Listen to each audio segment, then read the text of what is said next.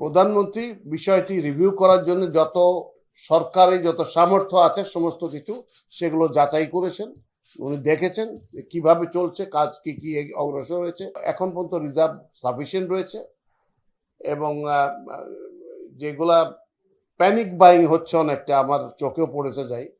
Panic buying বা ইচ্ছা করে করতেছে কিনা এটা, এইগুলো তো অতিরিক্ত কিনলে তো নষ্টই হবে বলে মনে হয় তেলগুলা। আগামী খুব শীঘ্রই যে প্ল্যান নেওয়া হয়েছে তাতে এই রিজার্ভটা আরো বড় করার চেষ্টা করা হচ্ছে, যাতে আমাদের জ্বালানি, আমাদের মূলত ধাক্কাটা আসে জ্বালানির ক্ষেত্রে এবং সারের ক্ষেত্রে, যে ওয়ার টু ওয়ার হইলে। ডেন্টিস্টের পরামর্শ নাও নতুন কোলগেট অ্যাক্টিভ সল্ট। সম্পূরক শুল্ক সংশোধন আইন 2026-এর খসড়া নীতিগত চূড়ান্ত অনুমোদন, অর্থাৎ 2026-এর জন্য যে আইনটা করা হলো ভ্যাটের, সে আইনটা এটা আগেই করা হয়েছিল এবং এফেক্টিভ ছিল আগে, কিন্তু এটার পরীক্ষা নিরীক্ষা করে এটাকে চূড়ান্ত করা হলো এবার।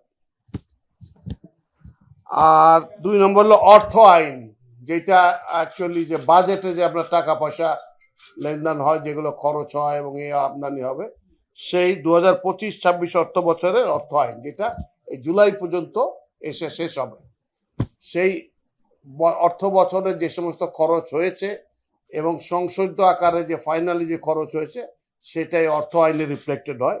সেটারও খসড়া এবং নীতিগত ও চূড়ান্ত অনুমোদন নেওয়া হয়েছে।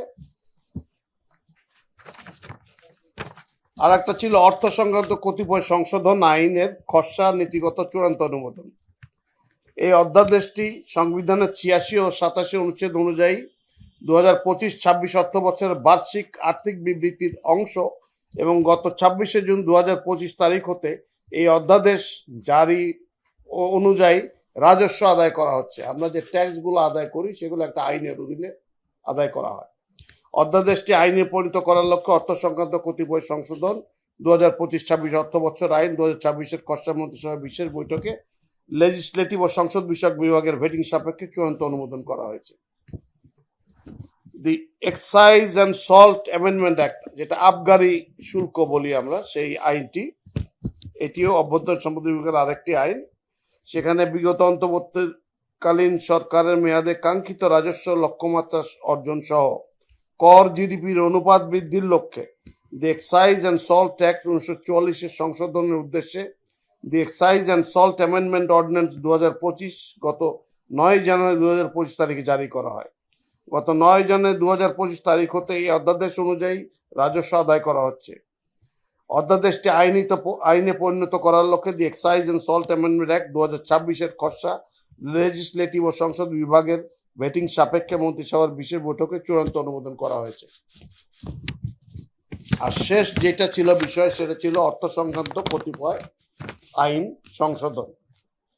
সেটা হচ্ছে অন্তর্বর্তীকালীন সরকারের মেয়াদে জারিকৃত অর্থ অধ্যাদেশ 2025 সংশোধনের জন্য অর্থ সংক্রান্ত কতিপয় দ্বিতীয় সংশোধন অধ্যাদেশ 2025 গত 6 অক্টোবর 2025 তারিখে জারি করা হয়। গণপ্রজাতন্ত্রী বাংলাদেশ সরকারের সংবিধানের 1986 ও 87 অনুযায়ী অধ্যাদেশটি 2025-26 অর্থ বছরের বার্ষিক আর্থিক বিবৃতির অংশ এবং গত 6 অক্টোবর 2025 তারিখ হতে এই অধ্যাদেশ অনুযায়ী রাজস্ব আদায় করা হচ্ছে। অধ্যাদেশটি আইনেতে পরিণত করার লক্ষ্যে অধ্যাদেশ সংক্রান্ত কতিপয় আইন 2026-এর খসড়া মন্ত্রিসভার বিশেষ বৈঠকে লেজিসলেটিভ ও সংসদ বিষয়ক বিভাগের ভেটিং সাপেক্ষে চূড়ান্ত অনুমোদন করা হয়েছে। এই 5টি আইনের, অর্থাৎ যে 133টা আইন আগের মন্ত্রিসভার সময় এসেছিল, পাশ হয়েছিল, তার মধ্যে এই 5টি আইন মোটামুটি একটা ডিসিশন হলো যেগুলো আইনে পরিণত হবে এবং তার জন্য যে অন্যান্য যে প্রসিডিউরস গুলো আছে সেগুলো করা হবে এবং ইনশাল্লাহ এগুলো সামনে পার্লামেন্টে উত্থাপন করা হবে ফর মেকিং ইনটু এ ল। তো এইগুলোই মূলত আলাপ হয়েছে, আর এমনি কিছু সাইড টক হয় সেগুলো আলাপ হয়েছে, এই খুব উল্লেখযোগ্য আর কিছু নেই। না, সেগুলো আর উল্লেখযোগ্য তেমন কিছু না, কোনো সিদ্ধান্ত যেহেতু হয়নি সেগুলো আর আমি আলোচনায় যাব না। প্রধানমন্ত্রী বিষয়টি রিভিউ করার জন্য যত সরকারি যত সামর্থ্য আছে সমস্ত কিছু সেগুলো যাচাই করেছেন। উনি দেখেছেন কিভাবে চলছে, কাজ কি কি অগ্রসর হয়েছে, মন্ত্রণালয় কি কি পদক্ষেপ নিয়েছে এবং আমাদের কি অবস্থা আছে। আমি এটুকু জাস্ট সংক্ষেপে এটুকু বলতে পারি যে আমাদের এর আগে বা জেনারেলি 15 দিনের একটা রিজার্ভ থাকতো। তো এখন পর্যন্ত রিজার্ভ সাফিসিয়েন্ট রয়েছে এবং যেগুলা প্যানিক বাইং হচ্ছে অনেকটা আমার চোখেও পড়েছে যাই। প্যানিক বাইং বা ইচ্ছা করে করতেছে কিনা এটা, এইগুলো তো অতিরিক্ত কিনলে তো নষ্টই হবে বলে মনে হয় তেলগুলা। তো এগুলো হচ্ছে কিছু, তো সেটা হয়তো আর কয়েকদিন পরে কেটে যাবে।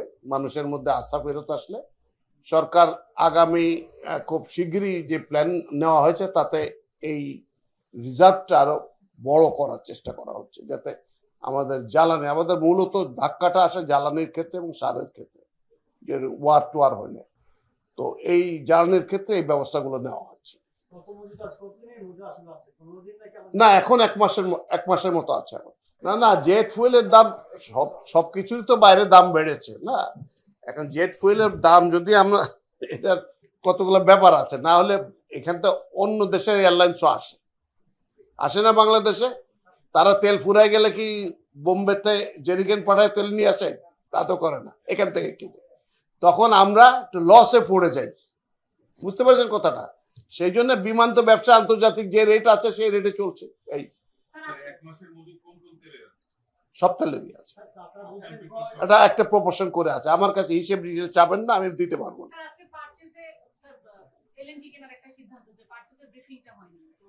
পারচেজের কোনো নর্মালি ব্রিফিং করি না আমরা, যেগুলো এটা রুটিন, এটা হবে, এটা এই ছুটির মধ্যেও হবে।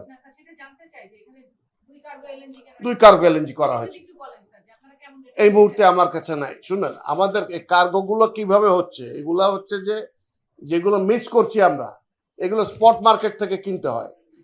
এটা যখন আসে সিদ্ধান্তটা দিতে হয় তাদেরকে 10 ঘন্টার মধ্যে। ফলে এইগুলো ইয়ে করার পরে ঝট করে মিটিংটা করতে হয়।